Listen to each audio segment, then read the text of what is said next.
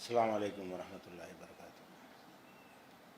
அல்ஹம்துலில்லாஹ் அல்ஹம்துலில்லாஹி நஹ்மதுஹு வ நஸ்தஈனுஹு வ நஸ்தக்ஃபிருஹு வ நஊது பில்லாஹி மின் ஷுரூரி அன்ஃபுஸினா வ மின் ஸய்யிஆத்தி அமாலினா மன் யஹ்திஹில்லாஹு ஃபலா முதில்ல லஹு வ மன் யுضللஹு ஃபலா ஹாதிய லஹு வ அஷ்ஹது அன் லா இலாஹ இல்லல்லாஹு வஹ்தஹு லா ஷரீக லஹு வ அஷ்ஹது அன்ன முஹம்மதன் அப்துஹு வ ரசூலுஹு அம்மா பஅத்.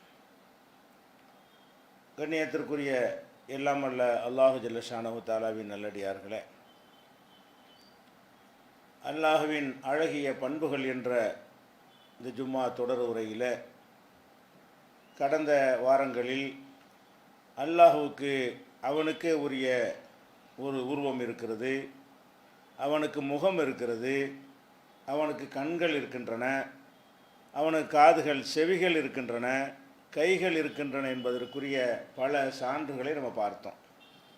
அந்த தொடர்ச்சியாக அல்லாஹுவுக்கு கால்களும் பாதங்களும் இருக்கின்றன என்பதை இஸ்லாத்தினுடைய மிக முக்கியமான கொள்கையாக இஸ்லாம் நமக்கு சொல்லித் தருகிறது.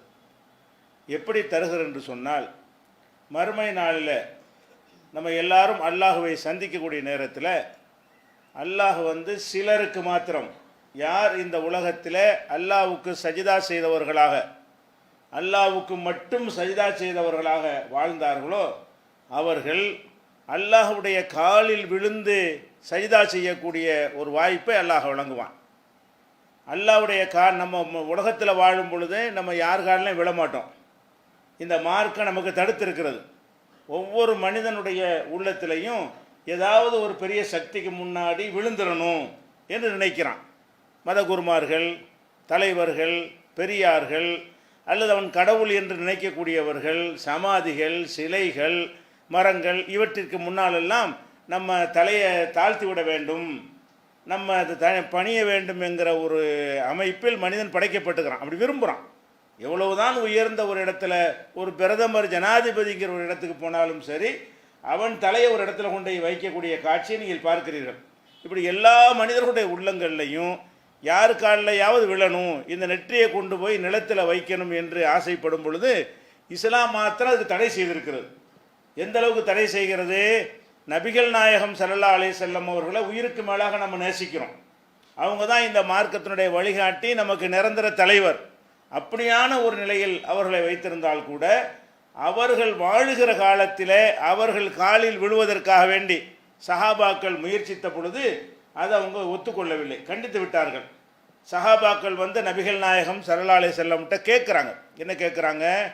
நாங்கள் பல நாடுகளுக்கு செல்கிறோம், அந்த நாடுகளிலே உள்ள மக்கள் எல்லாம் தலைவர்கள் காலிலே விழுந்து சஜிதா செய்கிறார்கள், அவர்களை விட நீங்கள் எவ்வளவோ பல மடங்கு உயர்ந்து நிற்கிறீர்கள், நாங்கள் உங்கள் காலில் சஜிதா செய்யட்டுமா என்று கேட்ட பொழுது நபிகள் நாயகம் ஸல்லல்லாஹு அலைஹி வஸல்லம் அவர்கள் உண்மையிலேயே அன்றைக்கு வாழ்ந்த மக்களில் அவங்க தான் சஜிதா செய்வதாக இருந்தால் தகுதியானவர்களாக இருந்தாங்க. ஒரு மனிதனுக்கு சஜிதா செய்யலாம் என்று இருக்குமையானால் அன்றைக்கு உலகத்தில் இருந்த எந்த தலைவர்கள், மன்னர்கள், பெரியார்கள், மகான்களை எல்லாம் விட அதிக தகுதி படைத்தவர்களாக நபிகள் நாயகம் ஸல்லல்லாஹு அலைஹி வஸல்லம் அவர்கள் இருந்தும் கூட என்ன சொன்னாங்க பதிலே? லவ் குன்து ஆமுர் அஹதன் அன் யஸ்ஜுதலி அஹதின், ஒரு மனிதனுக்கு இன்னொரு மனிதன் சஜிதா செய்வதை நான் அனுமதிப்பதாக இருந்தால் அமர்த்துல் மர்அத அன் தஸ்ஜுதலி ஜௌஜிஹா, ஒரு பெண் தன்னுடைய கணவனுக்கு சஜிதா செய்யுமாறு நான் கட்டளையிட்டிருப்பேன். அன்றைக்கு உலகம் முழுவதும் ஆண்கள் காலில் பெண்கள் சஜிதா செய்யணும்ன்ற ஒரு கொள்கை வைத்திருந்தார்கள். ஆண்கள் கணவன் கடவுள் மாதிரி, பெண்கள் எப்படி நினைக்கணும் என்றால் வாழ்க்கை துணையாக இல்லாமல் அவன் கணவன் கணவனே கண் கண்ட தெய்வம், கணவன் தான் கடவுள் என்று கணவனை தெய்வமாக கருதி கணவன் காலில் விழுவதை உலகமெல்லாம் செய்து கொண்டிருக்கிறார்கள். அதையே தடுத்திருக்கிறேன் ரசூலுல்லாஹ் சொல்கிறாங்க. அதையே இந்த மார்க்கத்தில் கணவன் காலில் மனைவி விழக்கூடாதுன்னு தடுத்திருக்கும் பொழுது வேற யார் காலில் யார் விழ முடியும்? உலகமெல்லாம் எதை ஒத்துக்கொண்டிருக்கிறதோ, ஒரு மனுஷன் காலில் ஒரு மனுஷன் விழலாம் என்பதை சகட்டு மேனிக்கு ஒத்துக்கிற விஷயம் என்னன்னு பார்த்தீங்கன்னா, மனைவி கணவன் காலில் விழலாம். இதில் கருத்து வேறுபாடு இல்லாமல், கூச்சம் இல்லாமல், சங்கோஜம் இல்லாமல், பெருமையாக பெருமிதமாக இதை செய்யக்கூடிய சமுதாயமாக மனிதர்கள் எல்லாம் இருக்கும் பொழுது இஸ்லாம் மாற்றம் என்ன செய்கிறது? கிடையாது. நீங்கள் ரெண்டு பேர் வாழ்க்கை துணைவர்கள் தான், யாரும் யாருக்கும் எஜமான் கிடையாது, யார் யாருக்கும் கடவுள் கிடையாது என்று சொல்லி மனைவி காலில் கணவன் காலில் மனைவி விழுவதை நான் தடுத்திருக்கிறேன். மார்க்கத்தில் அதுக்கு அனுமதி இருந்தால் ஒரு மனுஷங்காலில் ஒரு மனுஷன் விழலாம் என்பதற்கு அனுமதி இருந்தால் இதை தடுத்திருக்க மாட்டேனே. கணவன் காலில் விழுகிற உலகமெல்லாம் ஒத்துக்கிட்டு இருக்கிற ஒரு பழக்கத்தை அனுமதிச்சிருப்பேனே என்று நபிகள் நாயகம் ஸல்லல்லாஹு அலைஹி வஸல்லம் அவர்கள் அந்த நேரத்தில் சொல்லி அதை தடுத்துடுறாங்க. அதை காலில் விழுகிற விஷயங்கிறது எந்த காலிலும் நம்ம விழக்கூடாது. தலைங்கிறது தான் மனுஷனுக்கு இருக்கிற உறுப்புகளில் மிக சிறந்தது. ஏன்னு கேட்டால் 6 அறிவும் ஒரு இடத்துல இருக்குன்னா தலையில் தான் இருக்கிறது. கையில் இருக்கிற அறிவு தொடுற அறிவு மட்டும்தான் இருக்கிறது. காலில் இருக்கிற அறிவு தொடுற அறிவு தான் இருக்கிறது. முகத்தில் தான் என்ன இருக்குது? பார்க்குற அறிவு அங்கே தான் இருக்கிறது, கேட்குற அறிவு அங்கே தான் இருக்கிறது, சுவைக்கிற அறிவு அங்கே தான் இருக்கிறது, முகர்ந்து பார்க்கிற அறிவும் அங்கே தான் இருக்கிறது, தொடுற அறிவும் கூட இருக்கிறது. தொடுகிற அறிவு உடம்பு முழுவதும் இருந்தாலும் முகத்திலையும் தொட்டா தெரியுதா இல்லையா? தொட்டறிவு இருக்கிறது. எல்லாத்துக்கும் மேலே பகுத்தறிவும் இருக்கிறது. 6 அறிவும் ஒரு இடத்துல இருக்குது என்று சொன்னால் இந்த தலையில் தான் இருக்கிறது. அந்த கிரீடத்தை, அந்த உயர்ந்த ஒரு பொருளை கொண்டு போய் எந்த மனுஷனுடைய கால் எந்த அறிவும் இல்லாத வெறுமன தொட்டறிவு மட்டும் உள்ளக்கூடிய ஒரு காலில் கொண்டு வைக்கலாமா என்கிற அளவுக்கு அந்த கிரீடத்தை அல்லாஹ் காப்பாற்றுறான். எவன் காலில் விட்டுறாத. அல்லாஹ்வுடைய ரசூல் காலாக இருந்தால் கூட உன் தலையை கொண்டு அங்கே வைக்கக்கூடாது என்று இந்த மார்க்கம் நமக்கு தடை செய்திருக்கிறது. எந்த அளவுக்கு செய்கிறது என்று சொன்னால், சஜிதா விடுங்க, ஒரு மனிதனுக்கு மரியாதைக்காக எழுந்து நிற்கிறது இருக்க, மரியாதைக்காக எழுந்து நிற்கிறது, வரவேற்கிறதுக்கு எழுந்து நிற்கிறது, சாதாரணமாக எழுந்து நிற்பது என்பது தனி விஷயம். வரவேற்புக்கு எழுந்து நிற்பதுனா என்ன? நான் வந்தால் நீங்கள் எழுந்து நிற்பது, உங்கள் வீட்டுக்கு வரும்போது எழுந்து நிற்கலாம், நீங்கள் வந்தால் நான் எழுந்து நிற்கணும், இது தப்பு கிடையாது. மரியாதைன்னா ஒன் சைடு, வரவேற்புனா 2 சைடும் இருக்கும். நான் உங்கள் வீட்டுக்கு வரும்போது எழுந்து நின்று நீங்கள் வரவேற்கலாம், அது மரியாதை கிடையாது. ஒருத்தர் வர்றாருன்னா நான் மகிழ்ச்சி அடைகிறேன், உங்கள் வருகையில் எனக்கு சந்தோஷம் இருக்குது என்று காட்டுவதற்காக நான் உங்களுக்கு வீட்டுக்கு வரும்போது எழுந்து நீங்கள் நிற்கலாம். அதே மாதிரி நீங்கள் வந்து நான் நிற்கணும். அப்போ தான் அது மரியாதைக்கு நிற்கணும்னு அர்த்தம், வரவேற்கிற நிற்கணும்னு அர்த்தம். இரு தரப்பிலும் உள்ள எழுந்து நிற்றல் என்பது மார்க்கத்தில் தடுக்கப்பட்டது கிடையாது. ஒருத்தர் தான் எழுந்து நிற்கிறதுக்கு உரியவர், ஒருத்தர் எழுந்து நிற்க மாட்டார் என்கிற மாதிரி நிலை இருக்குமே. ஆனால் அதை நபிகள் நாயகம் தடுக்கிறாங்க. சஜிதாவை விட இது கீழே உள்ளதானே. நெத்தியை கொண்டே நிலத்தில் வைப்பதை விட எழுந்து நிற்கிறது என்பது குறைந்த மரியாதை. இது அனுமதிச்சாங்களா? அனஸ் ரலியல்லாஹு அன்ஹு சொல்கிறாங்க, அல்லாஹ்வுடைய தூதர் அளவுக்கு உலகத்தில் விருப்பமான ஆள் யாரும் எங்களுக்கு இல்லை. அனஸ் ரலியல்லாஹு அன்ஹு சொல்கிறாங்க, மனித குலத்திலேயே அல்லாஹ்வுடைய ரசூல் தான் எங்களுக்கு ரொம்ப விருப்பமானவர்கள். நாங்கள் எல்லாம் ஒரு சபையில் அமர்ந்திருப்போம், அப்போது நபி ஸல்லல்லாஹு அலைஹி வஸல்லம் வருவார்கள், நாங்கள் ஒத்துமை எந்திரிக்க மாட்டோம். சபையில் அமர்ந்திருக்கும் பொழுது ரசூல் ஸல்லல்லாஹு அலைஹி வஸல்லம் வந்தால், ஒரு சாமியார் வந்தால் என்ன செய்வார்கள், ஒரு தலைவர் வந்தால் என்ன செய்வார்கள், ஒரு மதிப்பு மிக்கவர் வந்தால் என்ன செய்வார்கள், உலகத்தில் எழுந்து நின்று விடுவார்கள். அப்போ அந்த அனஸ் சொல்கிறாங்க, நாங்கள் ரொம்ப நேசித்தது அல்லாஹ்வுடைய ரசூலை தான், தாய் தந்தை எல்லாத்தையும் விட அதிகமாக நேசிப்போம். எல்லாருக்குமே அந்த அன்பு அவங்க மேலே இருந்துச்சு. ஆனால் எந்திரிக்க மாட்டோம். ஏன் எந்திரிக்க மாட்டோம்? அதை அல்லாஹ்வுடைய தூதர் விருத்த காரணம், லிமா யஅலமூன மின் கராஹியத்திஹி தாலிக, அல்லாஹ்வுடைய ரசூல் இதை கடுமையாக வெறுப்பார்கள். எழுந்து நின்றா பிடிக்காது, எழுந்து நின்றா எல்லாத்துக்கும் பிடிக்கும். தனக்காக ஒருவன் எழுந்து நின்றான்னு சொன்னால் எல்லாருக்குமே பிடிக்கிறது. அது என்னமோ பெரிய மமதையை உண்டாக்குகிறது, பெரிய கிரீடம் வைத்த மாதிரி அவனுக்கு சந்தோஷம் ஏற்படுத்துகிறது. இதை வெறுத்த ஒரு ஆள் அவர் மட்டும்தான். அல்லாஹ்வுடைய தூதர் என்ன செய்கிறாங்க, அவர்கள் இதை நஞ்சென வெறுப்பார்கள். அந்த வெறுப்பை நாங்கள் புரிந்து கொண்ட காரணத்தினால் நாங்கள் அமர்ந்திருக்கும் சபைக்கு அல்லாஹ்வுடைய ரசூல் வருவார்களே, ஆனால் எங்களில் ஒருவர் கூட எழமாட்டோம். ஏதோ சிலர் எழுந்து சிலர் அப்படி கூட கிடையாதுங்க, ஒரு ஆள் கூட எழமாட்டாங்க. அப்போ எப்படி கிளாஸ் நடத்தியிருக்கிறாங்க? ஃபார்மாலிட்டி, எனக்கு எதுக்கு எந்திரிக்கன்னு சொல்லுவாங்க. சில பேர் என்ன செய்வான், வேணான்னு சொல்லும்போது அது விரும்புகிற மாதிரி தான் சொல்லுவான். இவர் எப்படி பதிய வச்சிருக்காரு இந்த அல்லாஹ்வுடைய ரசூல் என்று சொன்னால், வெறுக்கிற ஒவ்வொருத்தரும் புரிஞ்சுக்கிறாங்க, ஆஹா இது ரசூலுக்கு பிடிக்காது. சபையில் இருக்கிற ஒவ்வொருவருமே எந்திரிச்சா இவருக்கு பிடிக்காது என்ற அளவுக்கு ஒவ்வொருவரும் அறிந்து வைக்கிற அளவுக்கு அல்லாஹ்வுடைய ரசூல் நம்முடைய மானத்தை மரியாதையை காத்து வந்திருக்கிறது. அப்போ அல்லாஹ்வின் காலில் மட்டும் விழணுங்கிற அந்த பாக்கியத்துக்கு யார் காத்திருக்கிறார்களோ அவங்க தான் உலகத்தில் மானத்தோடு வாழ முடியும். இல்லாட்டி எல்லா இடத்துலையும் நீ விழுது, அல்லாஹ்வுக்கு மட்டும் உன் தலையை வைக்க நீ விரும்பவில்லை என்று சொன்னால் எல்லாத்துக்கும் கீழே உன் தலையை வைத்து விடுவாய். அப்போ கெத்தாக தைரியமாக மான மரியாதை வாழ்வதற்கு அடிப்படை காரணம் என்ன? இறைவனுக்குத்தான் இந்த தலையை தாழ்த்துவோம். அது நினைவாக இங்கே தாழ்த்து கொண்டிருக்கிறோம். இறைவன் நம்ம என்ன முன்னாடி இருக்கிறத போல வணங்குங்கிறாங்கல்ல, அன் தாபுதல்லாஹ் கண்ணக்க தராகு, அழகிய முறையில் வணங்குதல் என்றால் என்னன்னு கேட்கும் பொழுது ரசூலுல்லாஹ் என்ன விளக்கம் சொன்னாங்க? அவனை நீ பார்ப்பது போல வணங்கணும். அன் தாபுதல்லாக கண்ணக்க தராகு, நேருக்கு நேர பார்க்கிறது போல வணங்கு என்று சொன்ன காரணத்தினால்தான் இறைவா உன் காலில் விழுகிறோம் என்று மானசீகமாக இந்த பள்ளியில் வைத்து நம்ம அல்லாவை சைதா செய்கிற இடத்துல வைத்து நெத்திய நிலத்தில் வைக்கிறோம். இது நம்ம மனசார அல்லாவுடைய காலில் விழுகிறோம் இல்லையா, நிஜமாகவே அந்த ஒரு வாய்ப்பை அல்லாஹ் என்ன செய்ய போகிறான், ஏற்படுத்த போகிறான். எப்போ ஏற்படுத்துகிறான்? குர்ஆனில் 68வது சூறாவில் 42வது வசனம். அது என்ன சொல்கிறது என்று சொன்னால், யௌம யுக்ஷஃப் அன் சாக்கின், இறைவனின் கால் உங்களுக்கு காட்டப்படும், இறைவனுடைய கால் திறந்து காட்டப்படும். ஓ யுதாவுன இல சுஜூத், சஜிதா செய்வதற்கு அழைக்க, ஏதோ இறைவன் காலில் விழுங்கள் என்று அழைப்பு கொடுக்கப்படும். இறைவன் வந்து நின்று நம்ம அனைவரும் காலில் விழுவதற்கு ஏற்றவாறு காட்சி தந்து மலக்கள் என்ன செய்வாங்க, அழைக்குவாங்க. உயுதாவுன இல சுஜூத், சஜிதா செய்வதற்கு அழைக்கப்படுவார்கள். ஃபலா யஸ்தீஊன், இந்த கெட்டவர்கள் சக்தி பெற மாட்டார்கள். யார் கண்டதற்கும் சஜிதா செய்தார்களோ, அல்லது யார் சஜிதாவை செய்யாமல் இந்த உலகத்தில் அல்லாஹ்வுக்கு சஜிதா செய்யாமல் வாழ்ந்தார்களோ அவங்க வந்து சஜிதா செய்ய மாட்டார்கள், மற்றவங்கெல்லாம் சஜிதா செய்வார்கள்ங்கிற ஒரு கருத்தை இந்த 68-42வது ஆயத்தில் அல்லாஹ் சொல்கிறான். இந்த ஆயத்திற்கு வந்து விளக்கமாக இவ்வளோதான் குர்ஆனில் இருக்கிறது. இதுக்கு விளக்கமாக நபிகள் நாயகம் ஸல்லல்லாஹு அலைஹி வஸல்லம் உடைய சில பொன்மொழிகள் இருக்கிறது. என்ன பொன்மொழி? அவங்க சொல்கிறாங்க, யக்ஷிஃபு ரப்புனா, ரசூலுல்லாஹ் சொல்கிறாங்க, யக்ஷிஃபு ரப்புனா அன் சாக்ஹி, இறைவன் தன்னுடைய காலை உங்களுக்கு காட்டுவான்.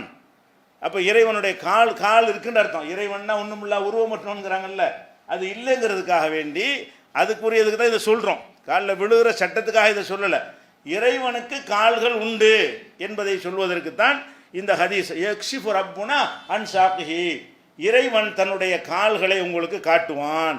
அது வரைக்கும் அவனுடைய காலை நீங்கள் பார்த்துருக்க மாட்டீங்க.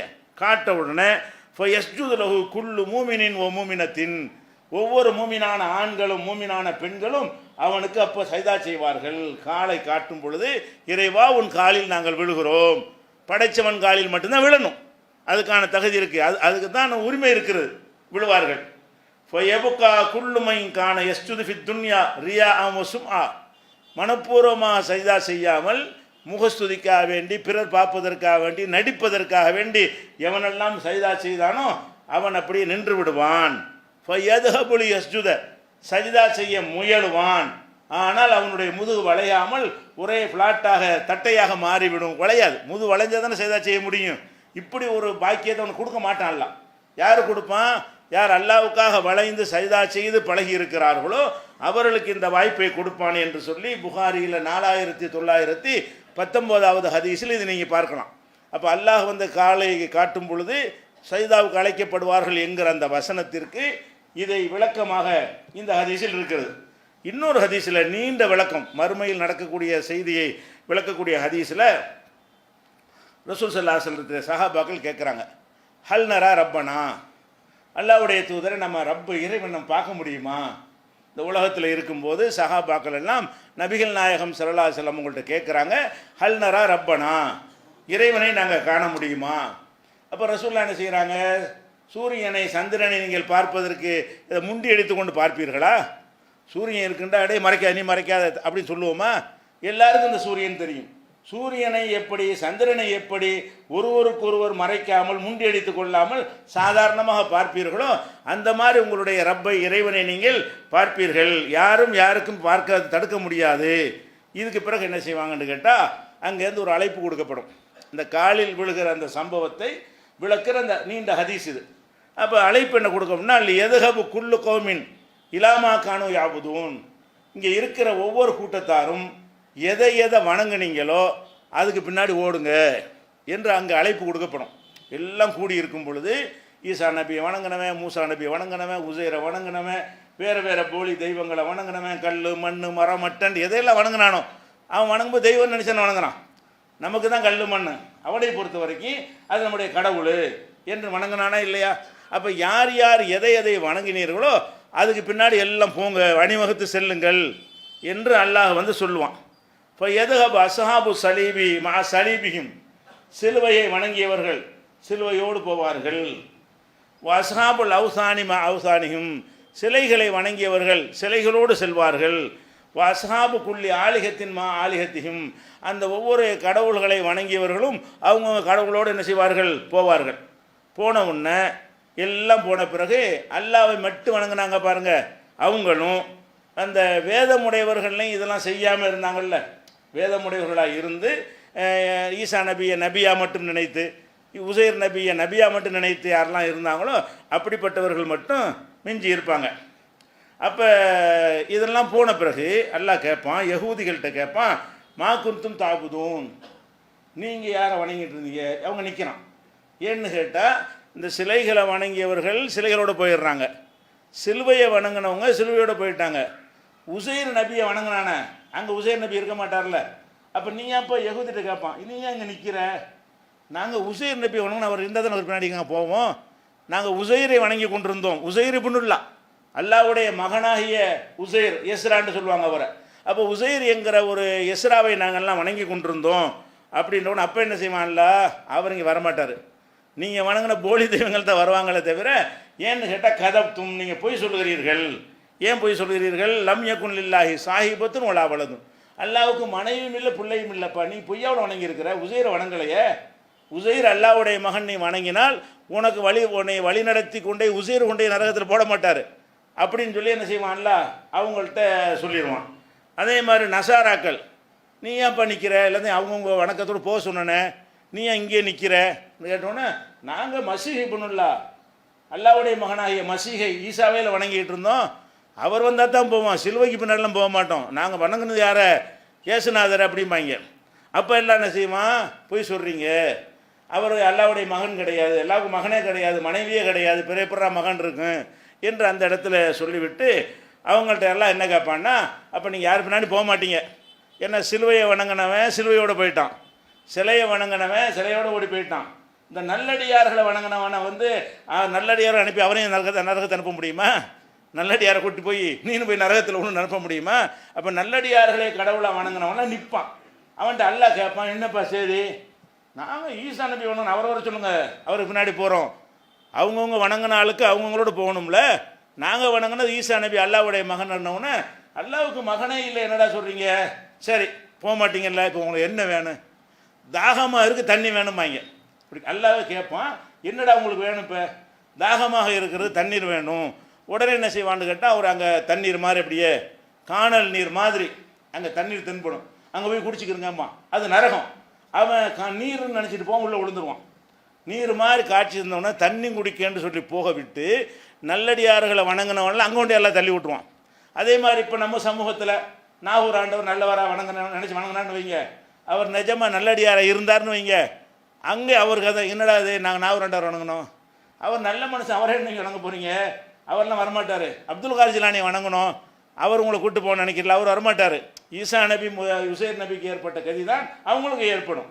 அவங்களுக்கும் என்ன எல்லாம் காட்டுவான், அப்துல் காதர் ஜிலானி வரப்போகிறான், நம்மளை அழைச்சிட்டு போய் காப்பாற்ற போகிறாருங்கும் போது, இப்போ என்ன உனக்கு வேணும்? தண்ணீர் வேணும். தண்ணீர் தானே, இந்த போய் குடி அப்படின்னு தண்ணி மாதிரி காட்டுவான். அது காணல் நீர். காணல் நீர்னால் என்னது? இல்லாத ஒரு இதோ தண்ணி மாதிரி தெரியும். நம்ம காரில் போயிட்டு வெயில் காலத்தில் போயிட்டு இருந்தோம்னு சொன்னால் தூரத்தில் அங்கே தண்ணி இருக்கிற மாதிரி ரோடெல்லாம் தண்ணீர் ஆறு மாதிரி தெரியும். போக போக தெரிஞ்சுக்கிட்டே இருக்கும், அந்த இடத்த கடந்த பிறகு தெரிஞ்சுக்கிட்டே இருக்கும். காணல் நீர்னால் நீர் இருக்காது, நீர் போல் நமக்கு என்ன செய்யும் தெரியும். நம்முடைய பார்வைக்கு தூரத்தில் பார்க்கும் பொழுது இந்த சூரிய கதிர்கள் பட்டு தண்ணீர் இருக்கிற மாதிரி தெரியும். இப்படி ஒரு காட்சியை நரகத்தையே காணல் நீர் மாதிரி எல்லாம் காட்டுவான். இவங்க தண்ணி தாண்டு போவாங்க, இல்லை பொத்துன்னு நினச்சிவாங்க, நரகத்தில் விழுந்துருவாங்க. அப்போ இவர்கள் எல்லாம் கல் மண்ணை வணங்கினவன் அதனோட போய் நரகத்தில் விழுந்துருவான். இந்த மாதிரி நல்லடியார்களை வணங்கினவனெல்லாம் அவனுக்கு காணல் நீர் மாதிரியான ஒரு காட்சியை கொடுத்து அவங்கள தள்ளி விட்டுருவான் அந்த நரகத்தில். அதுக்கப்புறம் ஹத்தா எபுக்கா மண்கான யாபுதுல்லாக மின் பர்ரின் ஃபாஜிரின், நல்லவன் கெட்டவன் அல்லாஹ் மட்டும் வணங்கினான்ல, அல்லாஹ் மட்டும் வணங்கினவன்ல ரெண்டு பேர் இருப்பான். அல்லாஹ் வணங்கி பாவம் செஞ்சவனு இருப்பான், அல்லாஹ் வணங்கி பாஸ்மார்க் எடுத்தவனு இருப்பான். அவங்க மட்டும் மிச்சமாக இருப்பாங்க. இப்போ எல்லோரும் அனுப்பியாச்சு, செலவு உள்ளவன் செலவோடு அனுப்பியாச்சு, சிலுவைக்காரனை சிலுவையோடு அனுப்பியாச்சு. நல்லடியார்களை வணங்குறவன்லாம் ஒரு காணல் நீர் மாதிரி காட்டி போய் தண்ணி குடிக்கிறான்னு சொல்லி அனுப்பி விட்டாச்சு, எல்லாம் நரகத்துக்கு போயிட்டான். மிச்சமாக இருக்கிறது யார்? அல்லாஹ் மட்டும் வணங்கினாங்கல்ல, சிறுக்கு வைக்காமல் அவங்க மட்டும் இப்போ மிச்சமாக இருப்பாங்க. அப்போ அல்லாஹ் கேட்பான், மா யஹபிசுக்கும், ஏன் நின்றுட்டு இருக்கிறீங்க, எல்லாம் போயிட்டாங்க, நீங்கள் மட்டும் நிற்கிறீங்க அப்படின்னு கேட்கப்படும்.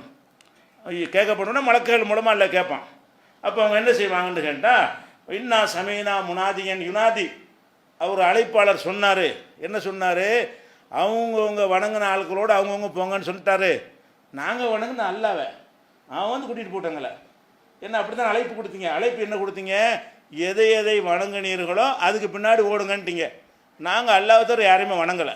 அப்போ நாங்கள் பணி அணிவகுத்து செல்வதாக இருந்தால் அல்லாவோட தான் போவோம், அதுக்கு தான் வெயிட் பண்ணிகிட்டு இருக்கிறோம் அப்படின்னு சொல்லுவாங்க. அப்போ அல்லாஹ் என்ன செய்வான்னு கேட்டால், இன்னமா நன் தொழில் ரப்பனா, எங்களுடைய இறைவனை நாங்கள் எதிர்பார்த்து காத்திருக்கிறோம் அப்படின்னு சொன்னோன்னே, இப்போ ஏத்திஹிமுல் ஜப்பார் ஃபி சூரத்தின் கயிறு சூரத்து இல்லத்தி ராஹுஃபி அவளை மர்றா, இதற்கு முன்னர் இறைவனை மறுமையில் பார்ப்பாங்கல்ல விசாரிக்கும் பொழுது, அந்த வடிவம் அல்லாத வேற ஒரு வடிவத்தில் இறைவன் என்ன செய்வான்? அவங்கள்ட்ட வரும். அல்லாவுக்காக தானே காத்துக்கிட்டு இருக்கிறீங்க அப்படின்னு சொல்லிட்டு, நான் தான்ப்பா உங்கள்ட்ட இறைவன் அப்படின்னு சொன்ன உடனே அப்போ என்ன செய்வான்னு கேட்டால், அல்லாஹ் கேட்பான், நான் தான் இறைவன். இறைவன் என்று தெரிந்து கொள்வதற்கு உங்களுக்கும் அல்லாவுக்கு மத்தியில் ஏதாவது அடையாளம் இருக்குதா அப்படின்னு நல்லா கேட்பான். அப்போ அந்த மக்கள்லாம் சொல்லுவாங்க, இருக்குது. என்ன இருக்குது என்றால், இறைவனாக இருந்தால் அவன் தன்னுடைய காலை எங்களுக்கு திறந்து காட்டி என் காலில் விழுங்கள் என்று அவன் சொல்வான். அதுதான் எங்களுக்குள்ள அடையாளம் அப்படின்னு இந்த ஆயத்தில் அல்லாஹ் சொல்லி தந்திருக்கிறான்ல. இந்த ஆயத்தை வழங்கி வச்சிருக்கிறோம்ல, குரானில் அல்லாஹ் சொல்லி தந்த அடிப்படையில் மறுமை நாளில் நாங்கள் இறைவன் காலில் விழுவோம். அதுதான் எங்களுக்குரிய அடையாளம். இறைவனாக இருந்தால் அவன் தன் காலில் விழுமாறு எங்களுக்கு சொல்லுவான். அப்படின்ற உடன் அல்லாஹ் என்ன செய்யறான்? நான் தான் உங்கள் இறைவன், என் காலில் விழுங்கள் என்று சொல்லும் பொழுது அந்த இடத்துல யாருக்கும் பவர் இல்லையே. எது செஞ்சாலும் இறைவன் தான், இறைவனுக்கு மட்டும்தான் செய்ய முடியும். அப்போ இதை செய்ய முடிஞ்சது இறைவன் தான் என்று தெரிந்து கொண்டு அந்த மக்கள் அப்போது என்ன செய்வாங்க? அல்லாஹ்வுடைய காலில் விழுவாங்க. விழுந்த உடனே அவரை நரகத்துக்கு மத்தியில் ஒரு பாலம் அமைக்கப்படும். அந்த பாலத்தின் வழியாக எல்லாம் போங்க அப்படின்னு நல்லா அனுப்பி விட்டுருவான். வேகமாக போவாங்க, காற்று போல போவாங்க, குதிரை போல போவாங்க, மின்னல் போல போவாங்க. ஒவ்வொருத்தரும் அவங்களுடைய அமலுக்கு தகுந்தவாறு தத்தி தத்தி தவழ்ந்தும் போய் அந்த பாலத்தின் வழியாக எல்லாம் சொர்க்கத்தை அடைஞ்சிருவாங்க. இப்போ என்ன பிரச்சனைன்னு கேட்டால், சொர்க்கத்திற்கு செல்வதற்கு முன்னாடி அல்லாஹ்வுடைய காலில் விழுந்துட்டு தான் நம்ம சொர்க்கத்துக்கு போவோம். சொர்க்கம்ங்கிற பரிசு எப்போ கிடைக்குது? அல்லாஹ்வுடைய காலில் விழக்கூடிய வாய்ப்பை அல்லாஹ் யாருக்கு கொடுத்தானோ காலில் விழுந்த பிறகு சொர்க்கத்துக்கு போன்னு சொல்லுவான். அந்த புரோகிராம் அல்லாஹ் அப்படி பண்ணி வச்சுருப்பான். அவங்களோட அமலுக்கு தக்கவாறு தான் போக முடியும். வேகமாக நம்ம நினச்சலாம் போக முடியாது. நமக்கு அதான் சார்ஜ் என்பது. நம்ம எந்த அளவுக்கு அந்த அமல் சார்ஜை, அகீதாவுடைய நம்பிக்கை சார்ஜ் ஏற்றிருக்கிறோமோ அந்த அளவுக்கு வேகமாக அவங்க அந்த பாலத்தை கடப்பார்கள். சீக்கிரம் கடப்பவர்கள், வேகமாக கடப்பவர்கள், மெதுவாக கடப்பவர்கள், தவழ்ந்து தத்தி தத்தி கடப்பவர்கள் என்று சொல்லி போய் சேர்ந்து பாலத்தை கடந்தால் சொர்க்கம். பாலம் என்பது நரகத்துக்கு மேலே. அதில் அதை கடந்து சென்று என்ன செய்வாங்க? சொர்க்கத்துக்கு போயிடுவாங்களா. போன பிறகு அந்த அது தொடர்பு இல்லாத விஷயமா இருந்தாலும் அது முழுசாக தெரிஞ்சுக்கிறதுக்காக வேண்டி அங்கே போனோன்னு சொல்லி பார்ப்பாங்க. சொர்க்கத்துக்கு வந்தாச்சு. வந்தால் நிறைய ஆட்களை காணாமல் அவங்களுக்குள்ளே பேசிக்கிடுவாங்க. நம்மளோட தொழுதுகிட்டு இருந்தாங்க, அவங்களெல்லாம் காணா. நம்மளோட நோன்பு வச்சுக்கிட்டு இருந்தாங்க, அவங்களெல்லாம் இப்போ காணா. சொர்க்கத்துக்கு வந்துட்டால் எல்லாம் காட்டுறான்.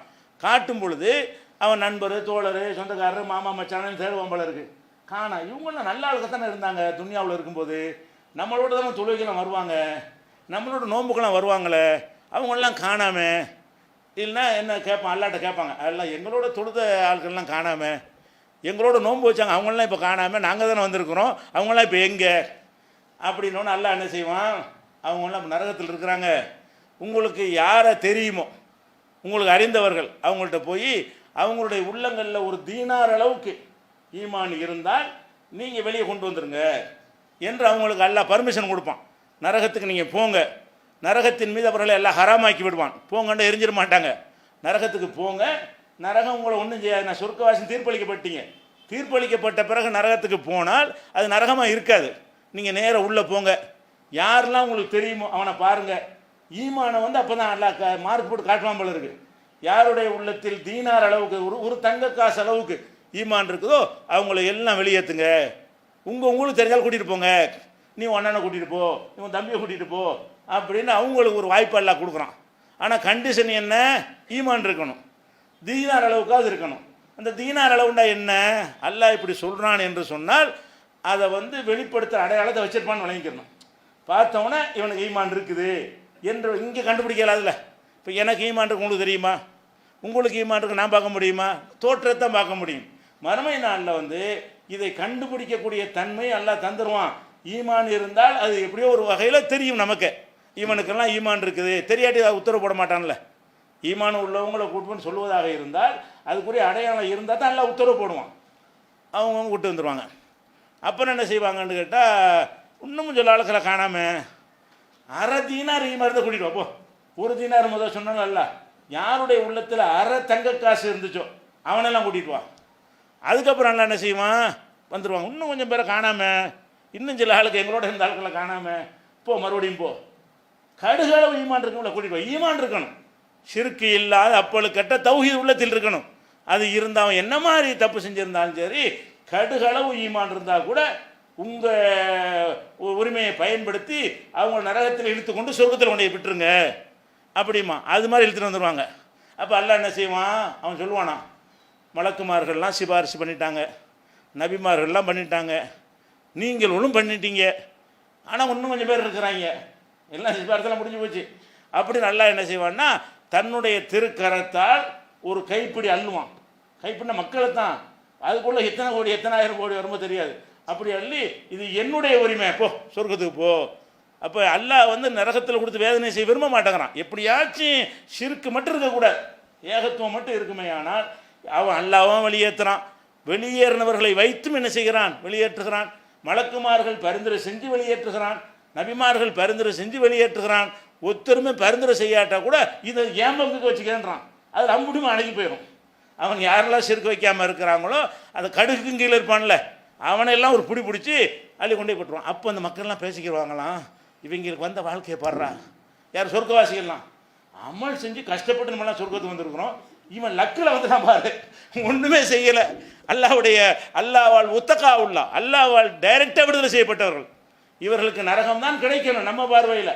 அல்லாஹ்வால் நேரடியாக விடுதலை செய்யப்பட்டவர்கள் என்று சொர்க்கவாசிகள்லாம் பேசிக்கொள்வார்கள் என்ற அந்த ஹதீஸ் வந்து புகாரியில் 7439 பெரிய ஹதீஸ். நீங்கள் முழுசாக படித்தா இது இன்னும் கொஞ்சம் தெளிவு உங்களுக்கு கிடைக்கும். 7439 அடிப்படை விஷயம் என்னன்னு கேட்டால், அந்த காலில் விழுகிறதுங்கிற ஒரு பாக்கியம் அல்லாஹ் இருக்கிறான் என்பதற்குரிய ஆதாரமாகவும் அல்லாஹ் மட்டும்தான் வணங்கினதுக்குரிய சான்றாகவும் அல்லாஹ் என்ன செய்கிறான், நமக்கு அமைத்திருக்கிறான். இதில் நம்ம விளங்குற விஷயம் என்ன, இறைவன் சொன்னால் ஒன்றுமே இல்லை, சூனியம் அப்படி நினைத்து கொண்டிருக்கிறார்கள்ல, அது பொய்.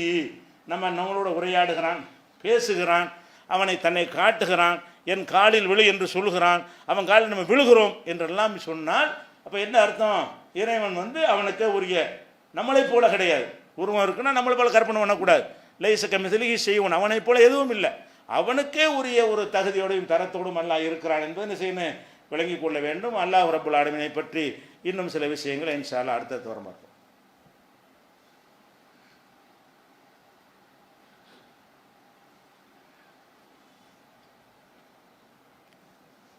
அஸ்ஸலாமு அலைக்கும். அன்பிற்குரிய சகோதரர்களே, சென்ற சில வாரங்களாக ஒரு உலகத்தில் ஒரு விசித்திரமான ஒரு நிகழ்வை நம்ம பார்க்குறோம். எந்த நாடும் செய்யாத ஒரு அழகான ஒரு ஏற்பாட்டை இலங்கை அரசாங்கம் செய்து வருகிறது. என்ன செய்கிறது என்று சொன்னால், இந்த குண்டு வெடிப்பு தாக்குதல் நடந்த பிறகு பலவிதமான விமர்சனங்கள் முஸ்லீம்கள் மீது போடப்படுகிறது. அந்த இயக்கத்துக்காரன் பண்ணிவிட்டான், இந்த இயக்கத்துக்காரன் பண்ணிட்டான், இவனுக்கு பங்கு அவனுக்கு பங்கு, இந்த அரசியல்வாதி சப்போர்ட் என்றெல்லாம் பலவிதமான கருத்துக்களை விதைத்து மக்கள் மத்தியில் முஸ்லீம்களுக்கு எதிரான ஒரு வெறுப்பை உண்டாக்குற வேலையை ஊடகங்களில் இருந்து எல்லாம் செய்து வருகிறார்கள். அப்போ இலங்கை அரசாங்கம் என்ன செய்யுதுன்னு கேட்டால், இதை சரி பண்ணுவதற்கு, ஏன்னு கேட்டால் மக்கள் மத்தியில் எல்லா முஸ்லீம்கள் மேலேயும் வெறுப்பு இருக்கிறது, ஆனால் எல்லா முஸ்லீமுக்கும் சம்பந்தம் இல்லை, எல்லா முஸ்லீமுக்கு சம்பந்தம் இல்லை, எல்லாரும் இதை வெறுக்கிறோம். எதை, இந்த குண்டு வைத்த செயலை அனைத்து முஸ்லீம்கள் வெறுப்பதாக சொல்லி கொண்டாலும் பொய்யாக ஊடகங்கள் வழியாக அந்த மந்திரிக்கு தொடர்பு, இந்த எம்பிக்கு தொடர்பு, இந்த ஜமாத்து தொடர்பு, இந்த இயக்கத்து தொடர்புன்னு கதைகளை எழுத ஆரம்பிக்கும் பொழுது விளங்காத பாமரர்கள்ட்ட தூண்டிவிட முடிகிறது, முஸ்லீம்களுக்கு எதிரான வெறுப்பை வந்து விதைக்க முடிகிறது.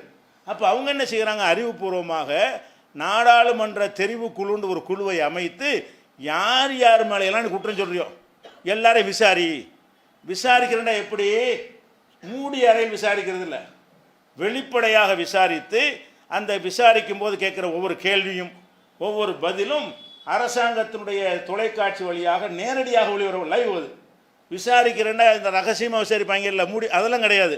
அப்போ அந்த அரசாங்கம் என்ன செய்கிறது என்று சொன்னால், ஒரு ஆள் மீது இவர் வந்து குண்டு வெடிப்புக்கு இவர் குற்ற சம்பந்தம் உள்ளவர்னு சொன்னால் அவரை கூப்பிட்டுருவாங்க. கூப்பிட்டு என்ன செய்வாங்க, அந்த தெரிவுக்குள் உள்ள பலதரப்பட்ட ஆட்கள்லாம் இருப்பாங்க, வக்கீல்கள், நீதிபதிகள், படித்தவர்கள், அந்த மாதிரியான பெருமுகர்கள்லாம் இருப்பாங்க. இருக்கும்போது என்ன செய்வாங்க, அவர் மீது சொல்லப்படும் குற்றச்சாட்டு அவர்கிட்ட விளக்கம் கேட்பாங்க. பொய்யா இருந்தால் அவர் ஆன்சர் பண்ணுவார். ஆன்சர் பண்ணுறது உலகமெல்லாம் பார்க்கும். உலகம் பூரா அந்த நாட்டில் உள்ள எல்லாரும் பார்ப்பார்கள். அப்போ பொய் தான் சொன்னாங்களோ, தெளிவாக பதில் சொல்கிறாரு, இவரை குற்றப்படுத்துவதற்கு எந்த ஒரு ஆதாரமும் இல்லையே என்ற ஒரு கருத்துருவாக்கம் ஏற்படும் பொழுது அந்த கசப்பு நீங்கிடும். நம்ம வந்து முஸ்லீம்களை பூரா அப்படி நினைக்கக்கூடாது. எந்த ஒரு குறிப்பிட்ட ஒருத்தன் தான் செஞ்சுருக்கிறான், அவனுக்கு முஸ்லீமில் யாருக்கும் சம்பந்தம் இல்லை என்பதை இப்படி ஒரு வழிமுறையின் மூலமாக செய்து காட்டுகிறார்கள். அதனுடைய தொடர்ச்சியாக நேற்றைய தினம் நம்ம சிலோன் தௌஹீத் ஜமாத்துடைய செயலாளர் அப்துல் ராசிக் அவர்களை அழைத்து 2 மணி நேரம் விசாரிக்கிறான். அவர் சிங்களத்தில் ரொம்ப புலமை பெற்றவர் ராசிக்குங்கிற சகோதரர். அவர் அழகாக 2 மணி நேரம் ஒவ்வொன்றையும் விளக்கம் கேட்கிறார்கள். அவர் விளக்கம் சொல்லுகிறார். உங்களுக்கு அந்த குண்டு வெடிப்பு தொடர்பு இருக்குதா, உங்கள் மார்க்கம் குண்டு வெடிப்பு ஆதரிக்குதா, உங்கள் மார்க்கம் என் பிற்போக்குத்தனமாக இருக்கிறது, இப்படின்னு மார்க்கத்தை பற்றியும் என்னென்ன கசப்பு மக்கள்கிட்ட இருக்கிறதோ, அந்த சிங்கள மக்கள் மத்தியில் என்னென்ன கசப்பு விதைக்கப்பட்டிருக்கிறதோ, தமிழ் மக்கள் முஸ்லீம் அல்லாத தமிழ் மக்கள் மத்தியில் என்னென்ன கசப்பு விதைக்கப்பட்டிருக்கிறதோ அதெல்லாம் கேள்வியாக கேட்கப்படுது. சகோதரர் அப்துல் ராசிக் அல்ல அருள் செய்யட்டும், அவ்வளவுக்கும் தெளிவான முறையில் அழுத்தம் திருத்தமாக ஆதாரத்தோடு சொல்கிறார். லைவில் வந்து 4000 பேர் பார்க்குற அளவுக்கு, அந்த நேரத்தில் மாத்திரம் 4000 பேர் லைவ் பார்க்குற அளவுக்கு இதற்கு முந்தைய இந்த விசாரணை நடந்திருக்கிறது. 200 பேர், 100 பேர், 300 பேர், 4000 பேர் லைவில் பார்க்குற அளவுக்கு அந்த விசாரணை அவன் நடத்தான். நமக்கு பெருமைப்பாக இருக்குது. இது மாதிரி ஒவ்வொரு நாடும் செய்தான். இப்போ முஸ்லீம்கள் மேலே பழி போடுறீங்கள, யார் மேலே பழி கொண்டு வா, அவங்கிறான் இவங்கிறான், பேப்பருக்காரன் வாயில் வந்து அவன் அடிக்கிறான். அதுக்கு என்ன காரணம்? அவங்க பொய் சொல்கிறார்கள் என்பதை மக்கள் மத்தியில் நிரூபிக்க யாரும் ராணி இல்லை. அவன் என்ன செய்யறான், இலங்கை அரசாங்கத்துக்காரன் அவன் முஸ்லீம்கள் மேல் நடவடிக்கை எடுக்காட்டாலும் அவன் தப்பாக நினைப்பாங்க. பொய்யா வாச்சு 10 பேர் பிடிக்கணும். பொய்யா வாச்சு முஸ்லீம்கள் மேலே பழிய போட்டால் தான் அந்த சிங்கள வெறியர்களுக்கு தீனி போட முடியும் என்பதற்காக வேண்டி ஆட்களை பொய்யாவும் கைது பண்ணுறாங்க. அப்போ இது தொடரக்கூடாது என்று சொன்னால், அப்போ இதனுடைய உண்மை என்ன? இந்த குண்டு வெடிப்பை இஸ்லாம் ஆதரிக்குதான், முஸ்லீம்கள் ஆதரிக்கிறார்களா, முஸ்லீம்களில் யாராவது ஆதரிக்கிறார்களா? இதை வந்து தெள்ள தெளிவாக சொல்லி அவங்க மீது வைக்கிற குற்றச்சாட்டை அவங்கள்ட்ட கேட்குறான், உலகறியே கேட்குறான். அப்போ 24 நாடுகளுடைய தொலைக்காட்சி அதை என்ன செய்கிறது, லைவ் பண்ணுகிறது. தனியார்கள் வேறு எடுத்து அவங்கவுங்க ஃபேஸ்புக்கில் லைவ் பண்ணுகிறார்கள். அந்த அப்துல் ராசிக் அவர்கள் ஒரு இஸ்லாம் இனிய மார்க்கமே நடத்தி முடிச்சிட்டார். இஸ்லாம்டா என்ன, அந்த பெண்களை முகத்தை மூடுறீங்க, அப்படி பண்ணுறீங்க, இப்படி பண்ணுறீங்கன்னு பல கேள்விகள்.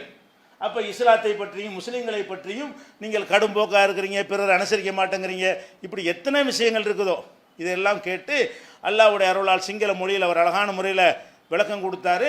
எந்த அளவுக்கு விளக்கம், எதை கேட்டாலும் உங்களுக்கு ஆதாரம் அடிக்கடி எல்லாம் ஃபைல் கேட்குறதுக்கெல்லாம் பதில் இந்தாங்க ஆதாரம், பதில் இந்தாங்க ஆதாரம், ஃபைலாக கொடுக்குறாங்க. எப்படி இந்த கேள்வியெல்லாம் நான் கேட்போன்னு உங்களுக்கு தெரியும், எப்படி இவ்வளோ ஆன்சரோட ப்ரிப்பேராக வந்திருக்கேன்னு கேட்டு எங்களுக்கு மேலே திறமையாக நீங்கள் இப்படி சிங்களம் பேசு என்று அவன் புகழ்ந்து பேசுகிற அளவுக்கு இந்த நிகழ்வை நம்ம பார்க்கணும். இது எதுக்கு இங்கே சுட்டி காட்டுறோம் என்று கேட்டால், இந்தியாவிலையும் இந்த கசப்புகள் நீங்கணுமாக இருந்தால், ஒரு சம்பவம் நடந்து ஒரு சமுதாயத்தின் மீது பலதரப்பட்ட பழிகள் சுமத்தப்பட்டால் ஒரு அரசாங்கம் இந்த வேலையை செய்யணும். முஸ்லீம்கள் கொண்டு வச்சுனாக்கா அவனை கூப்பிடு, இவனை கூப்பிடு, இவனை கூப்பிடு, எல்லாரும் மேலே குற்றச்சாட்டையும் சொல்லு, எவன் குற்றச்சாட்டு சொல்கிறான்னு சொல்லி அவங்க ஆன்சர் பண்ணிட்டாங்கன்னு வைங்கன்னா, அப்போ இந்த ஊடகங்கள் வந்து பொய்களை பரப்ப முடியாது. இனிமேல் இந்த ஊடகங்கள்லாம் இப்போ என்ன ஆரம்பிக்கிறாங்க, தௌஹீத் ஜமாத்துக்கும் குண்டு வெடிப்பு சம்பந்தம் இல்லை தலைப்பு செய்து. ஏன்? அந்த ஒரு அழகான ஏற்பாடு உலகத்தில் இப்படி யாரும் செஞ்சதில்லை. விசாரணையை வெளிப்படையாக வைத்து யார் மீதெல்லாம் குற்றச்சாட்டு சொல்லப்படுது அவ்வளோ பேரும் கூப்பிட்றான். தனித்தனியாக ஒரு நாளைக்கு 2 பேரை கூப்பிட்றான். ஒரு தினசரியாக நடந்துக்கிட்டே இருக்கிறது. அப்போ இதிலெல்லாம் எல்லா மக்களும் பார்க்கக்கூடிய அரசாங்க தொலைக்காட்சி லைவ் கொண்டு போய் எல்லோரும் பார்ப்பாங்க. அப்படி அரசின் சார்பாகவே அதை வந்து பார்க்க வைக்கும் பொழுது இந்த விஷயங்கள்லாம் நீங்கிரும். இந்த ஒரு முன்மாதிரியை நமது நாடுகளிலும் நம்ம வலியுறுத்தணும். குற்றச்சாட்டு வந்தால் இந்த மாதிரி பொது விசாரணைன்னு போடுங்க, மக்களை கூட்டி வச்சு என்ன செய்யுங்க, நீங்கள் யார் யார் மேலே குற்றம் இருக்கு அம்பிட்டு பேரையும் கூப்பிடுங்கப்பா, அவங்க அவ்வளோ பேர் முடிவு செய்யட்டும் என்ற ஒரு நிலையை கொண்டு வந்தாங்கன்னா இந்த கசப்பை தூண்ட முடியாது. அவன் செஞ்சான், இவன் செஞ்சான், அவன் தான் கொண்டு வச்சான், இவன் தான் கொண்டு வச்சான்ட்டு பொய்யான பழிகள் சுமத்துவது தடுக்கப்படும். ஒரு அழகான வழிமுறை, யாரோ ஒரு அறிவாளி அங்கே இருக்கிறான், வழங்குதா, ஏதோ ஒரு நல்ல திறமையான ஒரு நிர்வாகி இருப்பதாக தெரிகிறது. இந்த ஒரு வழிமுறையின் மூலமாக என்ன செய்கிறான்னு கேட்டால் அவனுடைய கோபத்துக்கும் தீனி போடுறான். விசாரிச்சேன்னு கேட்பான்ல, விசாரிச்சாச்சுன்னு தீனையும் போட்டுறான், பொய் என்பது நிரூபிச்சிடுறான். இந்த மாதிரியான ஒரு அழகான வழிமுறையை கையாண்டிருக்கிறான். இது மாதிரியான வழிமுறைகளை நம்ம நாடுகளையும் உண்டாக்குவதற்கு நம்ம என்ன இன்ஷா அல்லாஹ் அது ஒரு கருத்துருவாக்கத்தை உண்டாக்க வேண்டும். அல்லாஹ் ரப்பல் ஆலமீன் இது போன்ற அறிவுபூர்வமான மக்களை கொண்டு நல்வழிப்படுத்தக்கூடிய ஒரு முயற்சியை நம்ம வரவேற்போம். அஸ்ஸலாமு அலைக்கும்.